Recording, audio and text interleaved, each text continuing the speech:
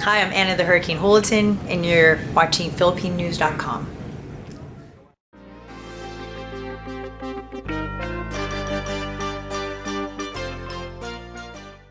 Siyempre, magaling pa rin siya hanggang ngayon.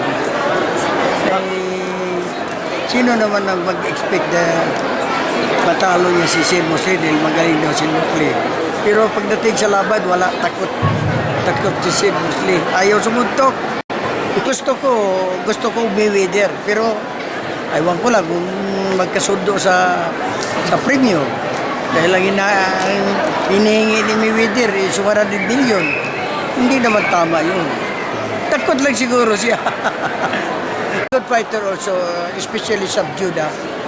Kung ako subdued ang pwedeng ilaban dahil alam mo kung bakit, yun ang contender para kay Manny Pacquiao. Kung si Marquez, medyo ano na mga tao. Salamat for watching Manny all over the Philippines. Mas maganda yung lahat ng kababayan ng kay Manny Pacquiao. Dahil ako si Ben Delgado, ang dating trainer ni Manny Pacquiao.